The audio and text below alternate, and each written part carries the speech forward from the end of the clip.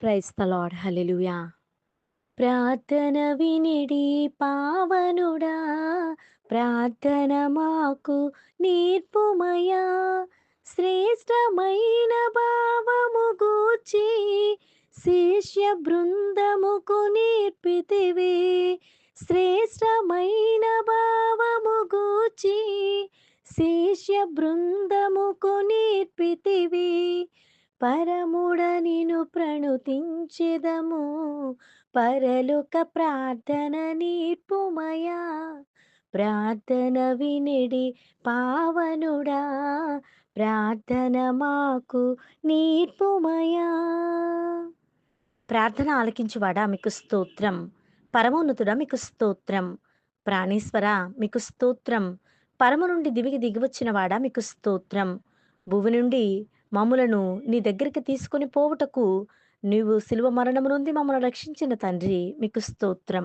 నేటి దినము కొరకు ఏర్పాటు చేయబడిన వాక్య భాగము, మీరు శోధనలో ప్రవేశించకుండునట్లు మెలకువగా ఉండి ప్రార్థన చేయుడి.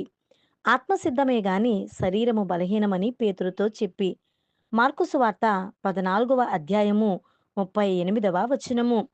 దేవాతి దేవుడు నేటి దినాన మనతో మాట్లాడుతున్న వాక్య భాగాన్ని గమనించినట్లయితే, మరి శోధన ఎందువలన వస్తుందంటే, మనం మెలకువగా ఉండి ప్రార్థన చేయకపోవడం వలన.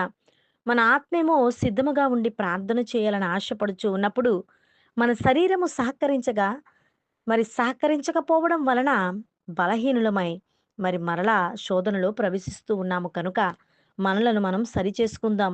దేవాతి దేవుని కుమారుడైన యేసు ప్రభువారే మరి గెత్సెమనే తోటలో ప్రార్థన చేస్తున్న సమయంలోని వాక్య భాగం ఇది.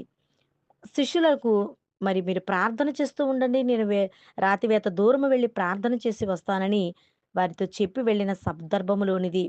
అక్కడ వారు మెలకువగా ఉండకపోవడాన్ని బట్టి దేవుడు వారిని గద్దిస్తూ చెప్తున్న మాటలు నేటి దినాన మనలను కూడా అడుగుచున్నాడు. మీరు శోధనలో ప్రవేశించకుండా నిమిత్తము మెలకువగా ఉండండి, ప్రార్థన చేయండి అని నేర్పించిన అంశాన్ని జ్ఞాపకం చేసుకుంటూ, దేవాతి దేవుడు చేసినటువంటి ప్రార్థనను మనం కూడా నేర్చుకుని, శిష్యులకు నేర్పిన పరలోక ప్రార్థన నేర్చుకుని దైవ దీవెనలు పొందుకుందాం. దేవుడు తన పరిశుద్ధ వాక్కును దీవించును గాక. ఆమేన్. ప్రార్థన. ప్రార్థన ఆలకించువాడా, సర్వశరీరులు నీ యొద్దకు వచ్చెదరు. మాకు మెలకువ తత్వాన్ని దయచేసి, నీలో బలపడే జీవితాన్ని దయచేసి ప్రార్థన నేర్పించి నడిపించి మహిమ పొందుకో తండ్రి. ఆమేన్.